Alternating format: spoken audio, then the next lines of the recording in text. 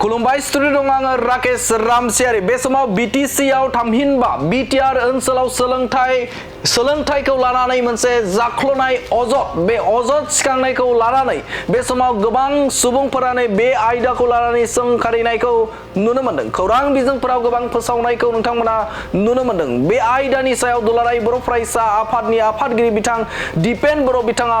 खुगा बेखेवदों थारैनो मख'नांगोन नोंथांमोनाबो नुनो मोनदों जे समाजारि बिजों बे बिजोंफोराव बा खौरां बिजोंफोराव नोंथांमोना नुनो मोनदों जे बे समाव बड'लेण्ड इउनिभारसिटिजों लोगोसेनो 33 फरायसालिमा बे बिटिआर ओनसोलनियाव जे बिजाबखौ लानानै जाख्लनायनि मोनसे अजद सिखांदोंमोन बे अजदनि सायावनो खुगा बेखेवदों एबसुनि आफादगिरि दिपेन बर'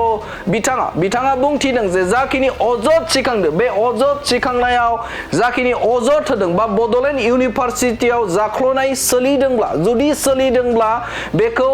सोराङाव फैगोन लासैनो बे सोराङाव फैगोन आरो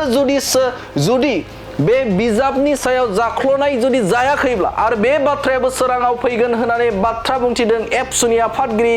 दिपेन बर' बिथाङा যদি তাত যি অভিযোগ এই অভিযোগটো সত্যতা আছে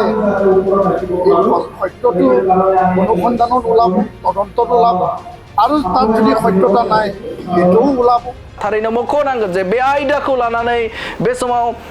बिथां एबसुनि आफादगिरि दिपेन बर' बिथाङा बुंथिदों जे बिटिआरनि खुंगिरि प्रमद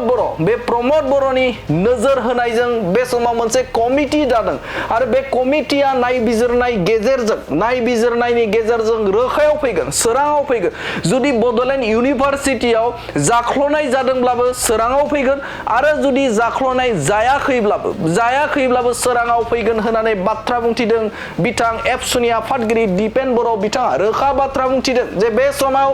जाखिनि बड'लेण्ड इउनिभारसिटिजों लोगोसेनो बे समाव 33 फरायसालिमाखौ लानानै जे बिजाबनि सायाव जाख्लनायनि मोनसे अजद बे अजदनि सायाव बाथ्रा बुंदों एबसुनि आफादगिरि दिपेन बर' बिथाङा जे बिटिआरनि खुंगिरि प्रमद बर'आ बे आयदाखौ लानानै मोनसे गोख्रों बिथांखि लादों आरो बे बिथांखि बायदियै मोनसे कमिटि दानानै होदों आरो बे कमिटियानो सोराङाव लाबोगोन जे थारैनो बड'लेण्ड इउनिभारसिटियाव बे समाव जाख्लनाया जादों ना जायाखै जुदि जादोंब्लाबो रोखा रायजो राजाफोरा नुगोन आरो जायाखैब्लाबो बे समाव रायजो राजाफोरा रोखा मिथिगोन होननानै बाथ्रा बुंदों एबसुनि आफादगिरि बिथां दिपेन बर' बिथाङा आरो बे आयदाखौनो लानानै बिथां एबसुनि आफादगिरि दिपेन बर'आ आरोबाव मा बाथ्रा बुंदों नोंथांमोननि गेजेराव होनि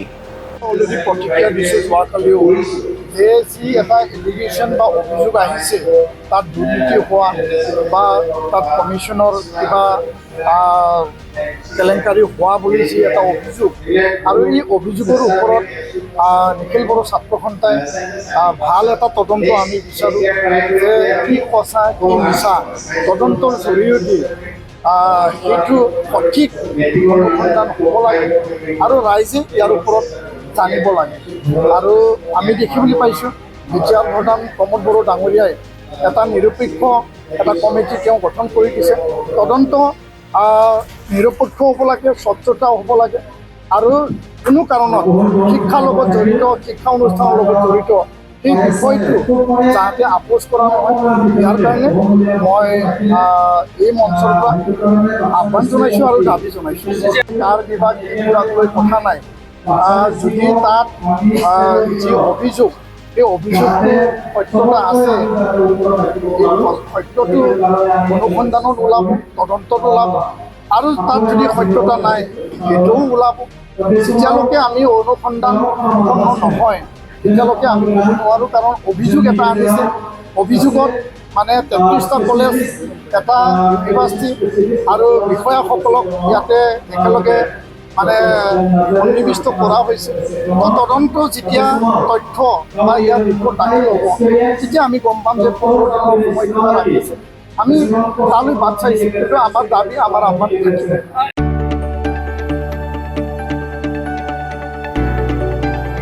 गोजोनथाव खौरां बर'नि आंगोथार गोथाव ओंख्रि जानो मोजां मोनग्रा रायजो राजाफोरनि थाखाय गोजोनथाव खौरां बर'नि बर'नि आंगोथार ओंख्रि जानो मोजां मोनग्रा रायजो राजाफोरा बे गोदानै खुलिनाय लाइजौ हटेलाव हाबफैनो हागोन। जाखांफुहांनाय लाइमोन फालांगिरि गपेश बसुमतारिया अदालगुरिनि टंलायाव बेखेवदों बर'नि आंगोथार ओंख्रि मोनग्रा गंसे हटेल।